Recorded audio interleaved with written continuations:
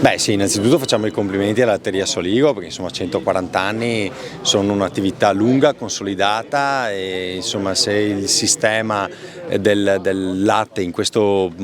territorio ha retto è grazie anche al mondo cooperativistico e a questa associazione, quindi grazie per i risultati raggiunti. Quest'anno un anno molto positivo anche in termini di valore al litro del latte che viene pagato e questo è un gran respiro di sollievo per i tanti allevatori sul territorio, anche se il periodo dell'agricoltura negli ultimi 2 o 3 anni non è per niente facile, causa l'aumento dei costi generalizzati dovuti anche all'implementazione delle guerre a livello internazionale e su questo bisogna fare delle riflessioni anche nei confronti dell'Unione Europea che deve